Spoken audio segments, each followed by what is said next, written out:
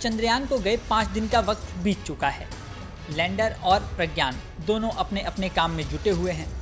प्रज्ञान हर रोज चांद की सतह से नई नई जानकारियां भेज रहा है। ये वो जानकारियां हैं जिससे अब तक पूरी दुनिया अनजान थी। वजह भी साफ है। प्रज्ञान चांद के जिस दक्षिणी ध्रुव पर चहलकदमी कर रहा है, वहाँ इससे पहले दुनिया का कोई भी देश नहीं पहुँचा था।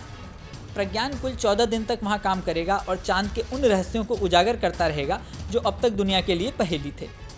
14 दिन इसलिए क्योंकि इसके बाद दक्षिणी ध्रुव पर अंधेरा हो जाएगा। चूँकि लैंडर और रोवर दोनों सौर ऊर्जा से काम करते हैं, इसलिए अंधेरा होने के बाद वो निष्क्रिय हो जाएंगे। इस बीच चांद पर घूम रहे प्रज्ञान का एक खतरे से सामना हुआ है। हालांकि समय रहते हुए उस खतरे को भांप लिया गया और प्रज्ञान सुरक्षित आगे बढ़ गया। इसरो ने खुद ट्वीट करके इस बारे में जानकारी दी है।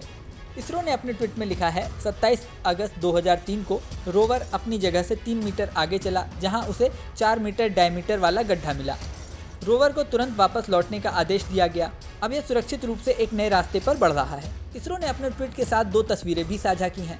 पहली तस्वीर उस क्रेटर की है जिससे प्रज्ञान का सामना हुआ था।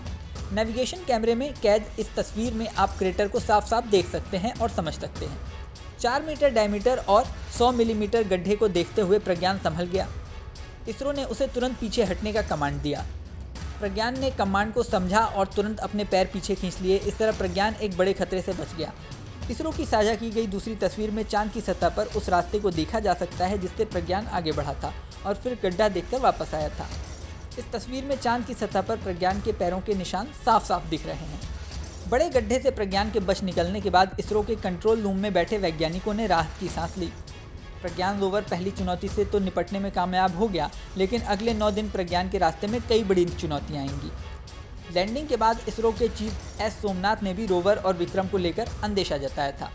इसरो चीफ ने न्यूज़ एजेंसी पीटीआई से बातचीत में कहा था कि चांद पर वायुमंडल नहीं है।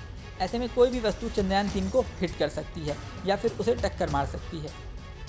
इसके अतिरिक्त थर्मल प्रॉब्लम और कम्युनिकेशन ब्लैकआउट की समस्या भी आ सकती है। उन्होंने यह भी जाहिर किया था कि अगर कोई क्षुद्र ग्रह यानी एस्टेरॉयड या दूसरी बड़ी वस्तु तेज गति से चंद्रयान 3 से टकराती है तो लैंडर और रोवर दोनों खत्म हो जाएंगे। इससे पहले प्रज्ञान ने चंद्रमा की सतह पर तापमान से जुड़ा एक ग्राफ रविवार को इसरो को भेजा था। ये विक्रम लैंडर पर चास्टे पेलोड का पहला ऑब्जर्वेशन था। प्रज्ञान के भेजे इस डेटा से इसरो के वैज्ञानिक भी हैरान रह गए थे।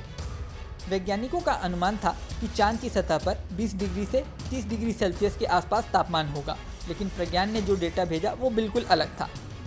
चांद के दक्षिणी ध्रुव पर कहीं -10 डिग्री तापमान था तो कहीं -70 डिग्री। अगले कुछ दिनों में ऐसी और जानकारियां सामने आ सकती हैं जो न केवल आम लोगों को बल्कि वैज्ञानिकों को भी चौंका सकती हैं। इस वीडियो में फ़िलहाल इतना ही। जल्दी नया वीडियो लेकर आपके सामने फिर आएंगे। बने रहें न्यूज़ नेशन पर।